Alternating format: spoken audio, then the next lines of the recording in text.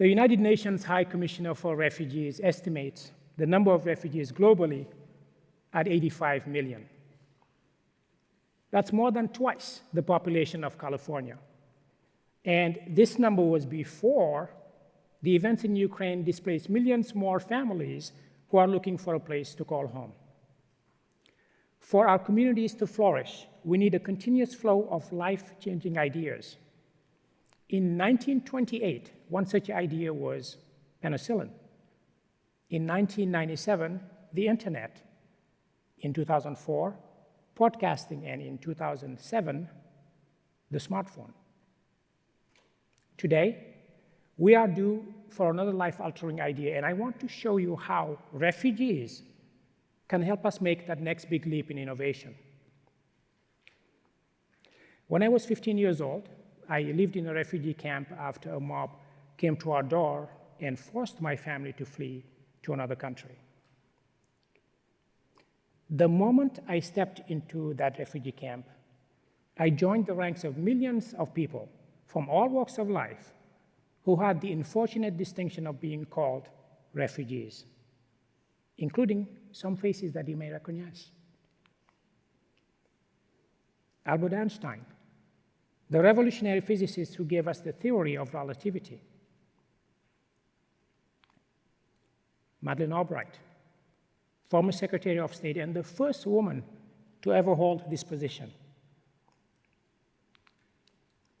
Supermodel Iman, one of the world's first black supermodel, to name a few. When I was in the camp, I came to a sobering realization that refugees are the largest untapped human potential on Earth. They have somehow figured out how to survive regardless of the environment they find themselves in. So what drives refugees? What makes it about refugees that wants them to be the best version of themselves? Every refugee I have ever met has two key traits: adaptability and innovation. And today I want to show you how we can leverage these two traits for the benefit of our communities. Let's talk about the first one: adaptability. Adaptability, which is defined as the ability to adjust to new situations, is the most powerful trait that refugees possess. The first day I was in the refugee camp, a food truck drove in. Actually, calling it a food truck is generous because it was essentially a dump truck filled with canned food. The truck stopped in the middle of the camp, and immediately, every able-bodied man, woman, and child surrounded the truck. The pushing and shoving from the sea of people was so powerful that I was nearly trampled to death. It felt like I was drowning as I was struggling to expand my lungs, struggling to breathe. I realized that if I didn't find a way to get food without getting hurt in the process, I would starve. I had to do something. I had to adapt. So I convinced 4 men who were faster, stronger, to form a group and pool our resources together. To my surprise, they agreed, and for the first time in a long time, I was able to eat and drink regularly. So why does adaptability matter? Adaptability matters because our environment has become increasingly more dynamic. Floods, fires, pandemics, and conflicts are directly impacting our communities in ways we can no longer ignore. A changing Earth means that our communities need to be nimble and people need to adapt. So how do refugees become so adaptable? Like many refugees, I was thrown in the proverbial deep end and I had to find a way to survive. While everyone on Earth has the ability to adjust to various situations, there are circumstances so challenging that only a refugee-like experience can help you prepare for them. These are situations so dire that you need to level up, way up, immediately. And when that happens, refugees learn a trait that normally takes most adults a lifetime to perfect. This gives them an advantage when faced with a life-altering challenge. One way refugees use adaptability is to embrace the unfamiliar. When refugees find themselves in situations and circumstances that they do not control, they must embrace it because they have learned to make peace with hardships that they know might last for a long time. And refugees take these learnings as experiences that they can tap into for the rest of their lives. This is a picture of my boys. At the ages of 4 and 5, I dropped off my 2 oldest boys thousands of miles from home in France, where my sister lives.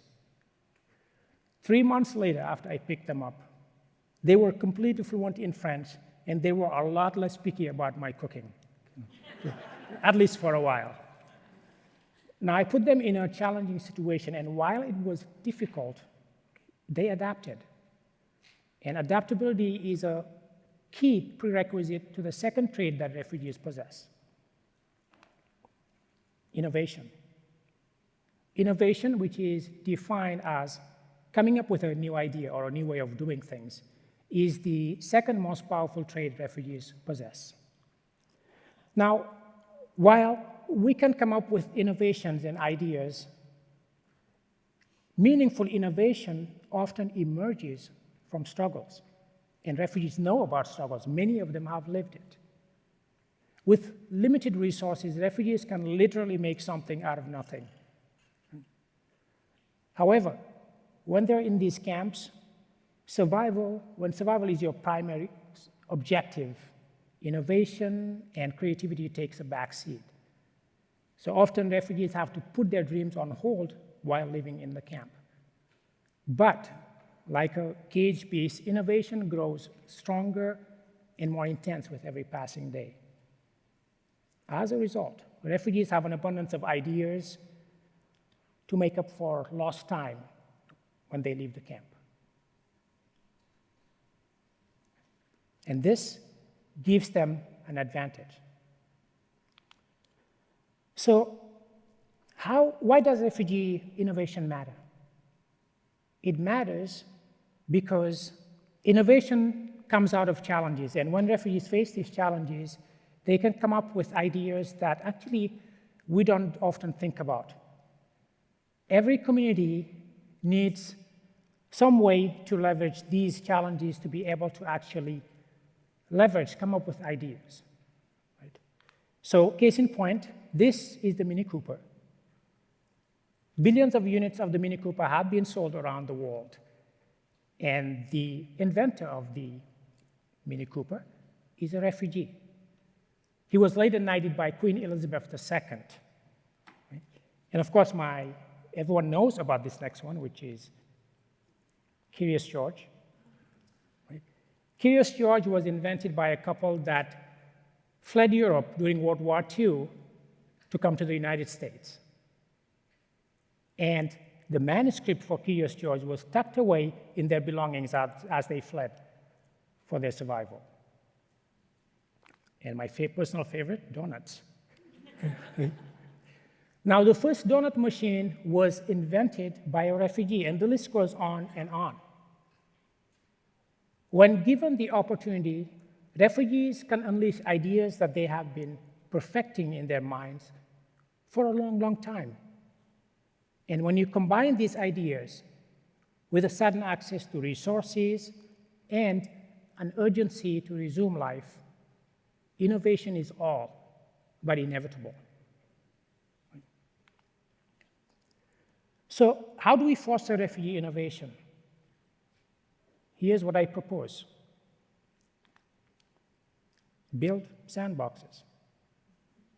Of course, I don't mean literally a sandbox, but what I'm suggesting is let your community be a space for innovation, just like a sandbox, an innovation sandbox. Let each and every one of you be a conduit to innovation by not just welcoming refugees, but by, and this is the most important part, by partnering with them and directing them to infrastructure and resources that lead to tangible innovation. For example, open up local college and university labs. Give them access to your think tanks and local planning groups. When we do these things, we will truly be leveraging this large untapped human potential. With that said, how do we bring about the next big leap in innovation? Now, instead of focusing on the two struggles of refugees, we can leverage traits, these two traits that I mentioned, for the benefit of our communities. So instead of focusing on those, what if? What if we collaborated with them and give them the space to innovate? Most refugees are highly educated, and they just need a nudge to resume their lives. So when given the opportunity and the space to innovate, refugees will solve unimaginable problems, figure out mysteries we have yet to uncover, cure diseases, but most importantly, they will make our communities stronger and more resilient than ever before. Thank you.